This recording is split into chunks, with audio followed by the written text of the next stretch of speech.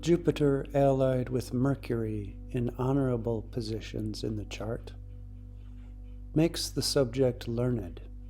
fond of discussion.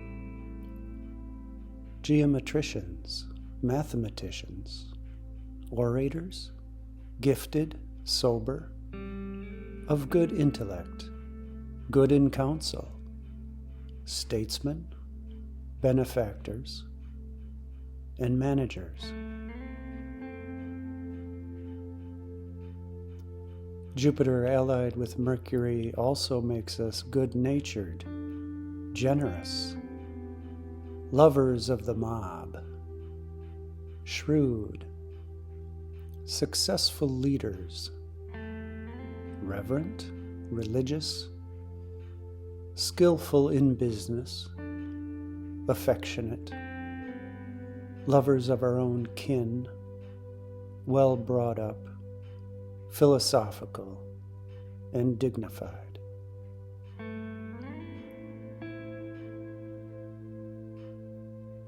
In the opposite positions, or unfortunate positions in the chart, Jupiter and Mercury make us simple, garrulous, prone to make mistakes, contemptible, fanatical, religious enthusiasts, speakers of folly, inclined to bitterness, pretenders to wisdom, fools, boasters, students, magicians, somewhat deranged, but well informed, of good memory, teachers, and pure in our desires.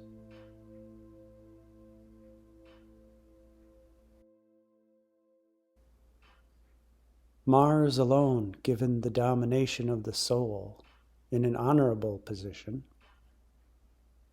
makes his subjects noble, commanding, spirited, military, versatile, powerful, venturesome, rash, unruly, indifferent, stubborn, keen, headstrong, contemptuous, tyrannical, and active. Mars can make us easily angered, but with the qualities of leadership. In a position of the opposite kind, or in an unfortunate position in the chart, he makes us savage, insolent, bloodthirsty, makers of disturbances, spendthrifts, loud-mouthed, quick-fisted, impetuous, drunken, rapacious evildoers, pitiless, unsettled, mad, haters of our own kin, and impious.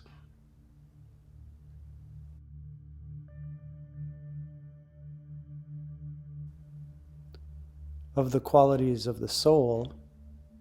those which concern the reason and the mind are apprehended by means of the condition of Mercury, observed on the particular occasion of birth. And the qualities of the sensory and irrational part are discovered from the one of the luminaries which is the more corporeal, that is, the moon, and from the planets which are configurated with her in her separations and applications.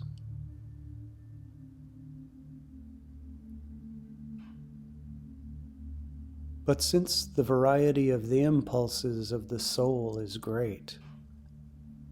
it stands to reason that we would make such an inquiry in no simple or offhand manner, but by means of many complicated observations. For indeed, the differences between the signs which contain Mercury and the moon, or the planets that dominate them, can contribute much to the character of the soul.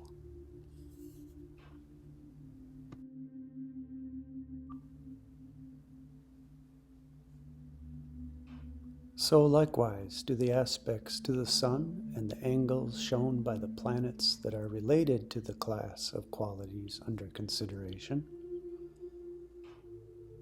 And furthermore, that peculiar natural quality of each one of the planets, which relates to the movements of the soul.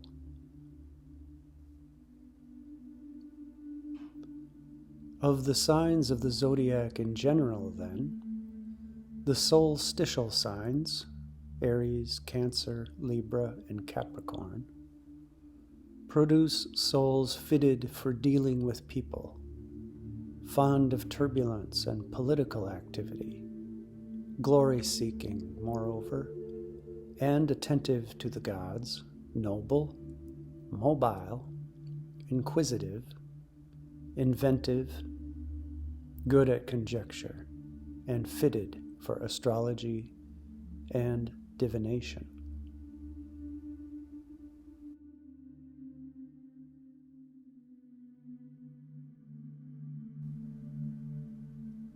The bicorporeal signs, Gemini, Virgo, Sagittarius, and Pisces, make souls complex, changeable, hard to apprehend, light, unstable, fickle, amorous, versatile, fond of music, lazy, easily acquisitive, and prone to change their minds.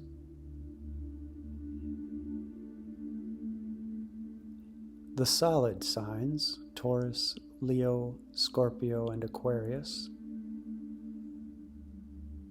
make people just, unaffected by flattery, persistent, firm, intelligent, patient, industrious, stern, self-controlled, tenacious of grudges, extortionate, contentious, ambitious, factious, grasping, hard, and inflexible.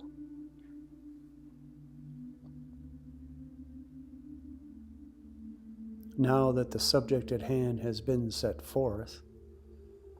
it is reasonable to attach to this section this further consideration: that each of the fixed stars has familiarity with the countries with which the parts of the zodiac,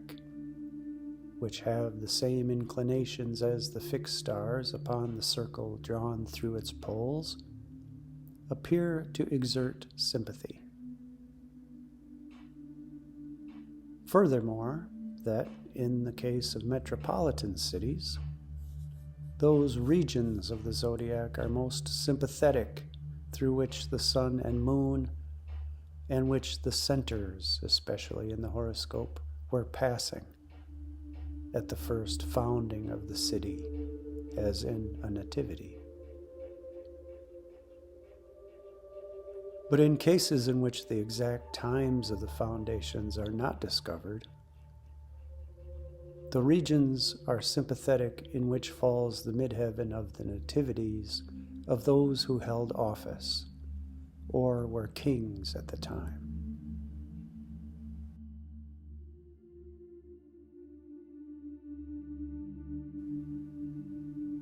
A very few considerations would make it apparent to all that a certain power emanating from the eternal ethereal substance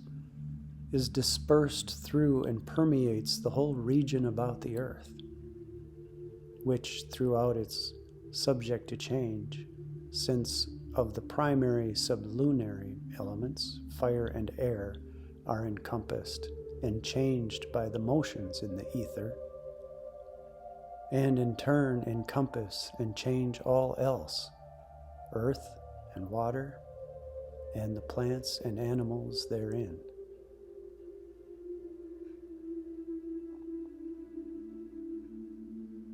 For the sun, together with the ambient,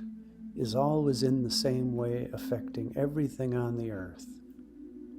not only by the changes that accompany the seasons of the year to bring around the generation of animals, the productiveness of plants, the flowing of waters, and the changes of bodies, but also by its daily revolutions furnishing heat, moisture, dryness, and cold in regular order and in correspondence with its positions relative to the zenith.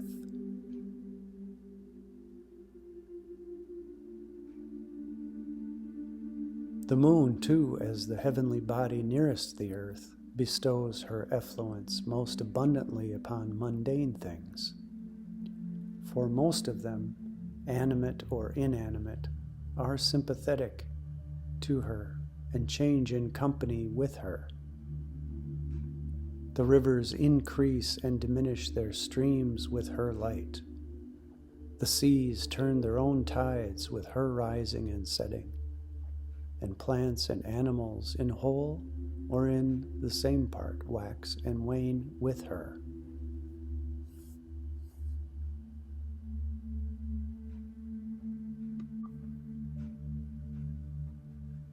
Moreover, the passages of the fixed stars and the planets through the sky often signify hot, windy, and snowy conditions of the air, and mundane things are affected accordingly. Then, too, their aspects to one another, by the meeting and mingling of their dispensations, bring about many complicated changes. For though the sun's power prevails in the general ordering of quality, the other heavenly bodies aid or oppose it in particular details. The moon more obviously and continuously, as for example when it is new at quarter or full, and the stars at greater intervals and more obscurely, as in their appearances, occultations, and approaches.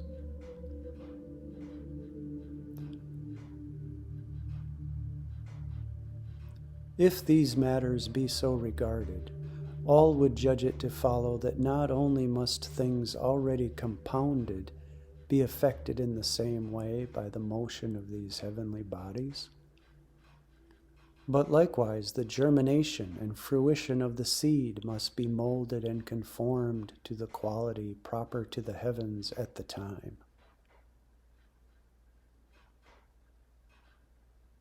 The more observant farmers and herdsmen, indeed, conjecture, from the winds prevailing at the time of impregnation and of the sowing of the seed, the quality of what will result.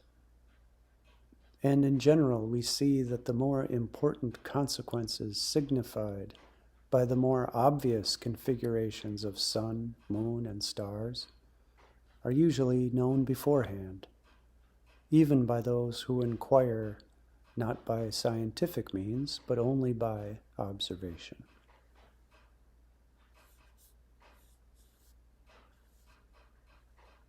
Those which are consequent upon greater forces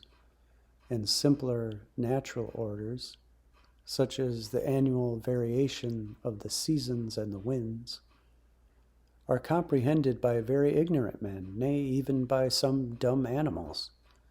for the sun is in general responsible for these phenomena. Things that are not of so general a nature, however, are comprehended by those who become used to making observations, as, for instance,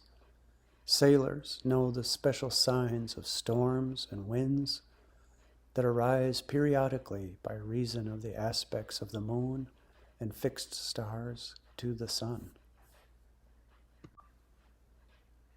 Yet, because they cannot in their ignorance accurately know the times and places of these phenomena, nor the periodic movements of the planets, which contribute importantly to the effect, it happens that they often err.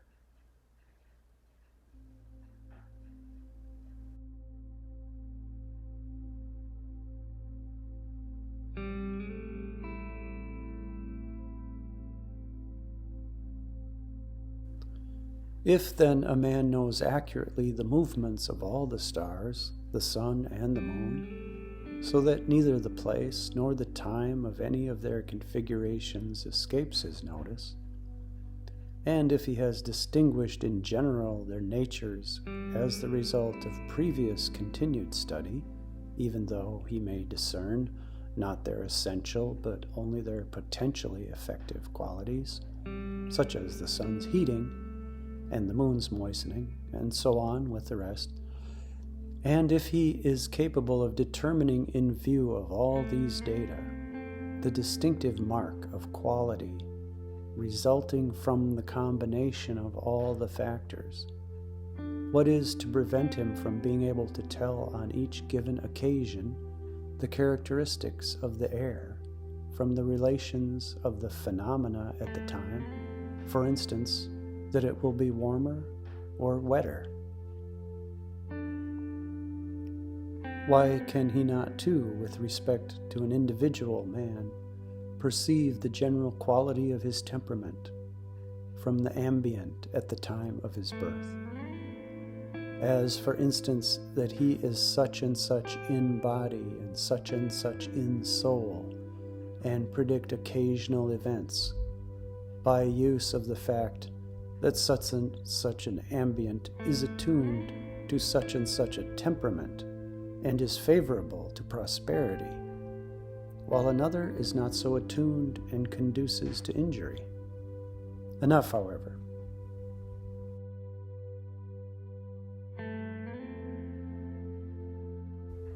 For the possibility of such knowledge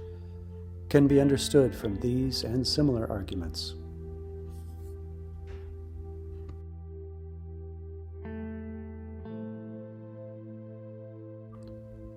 The following considerations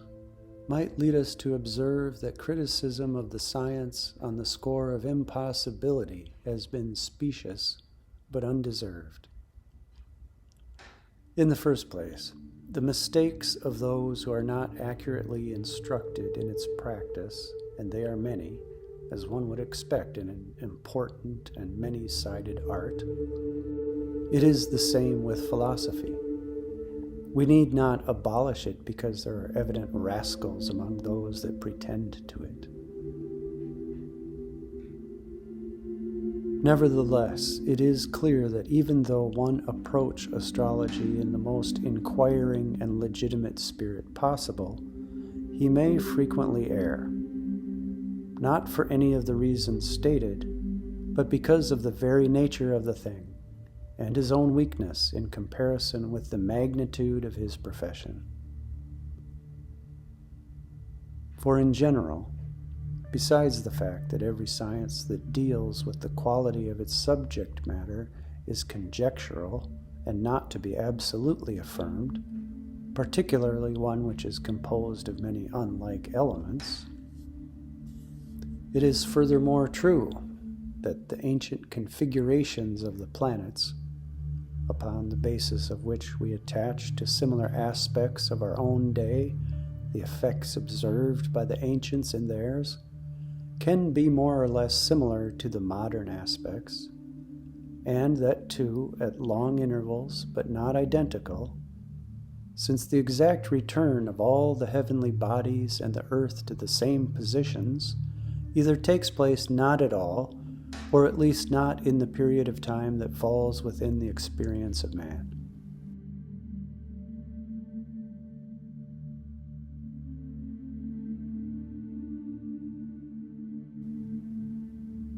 So that for this reason, predictions sometimes fail, because of the disparity of the examples on which they are based.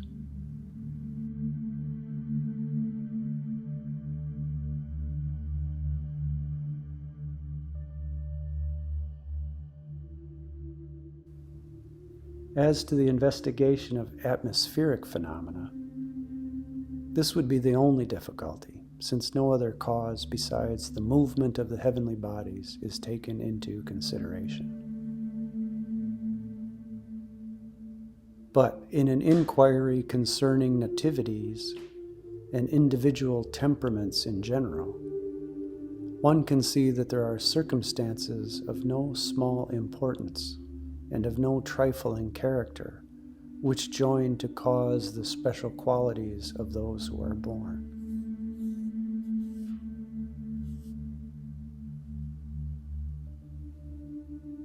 It would not be fitting to dismiss all prognostication of this character, because it can sometimes be mistaken, for we do not discredit the art of the pilot for its many errors. But as when the claims are great, so also when they are divine, we should welcome what is possible and think it enough.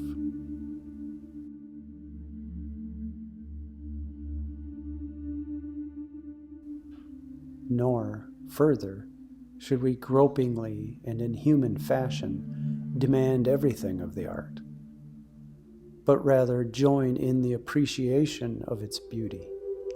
even in instances wherein it could not provide the full answer. And as we do not find fault with the physicians when they examine a person for speaking both about the sickness itself and about the patient's idiosyncrasy, so too in this case we should not object to astrologers using as a basis for calculation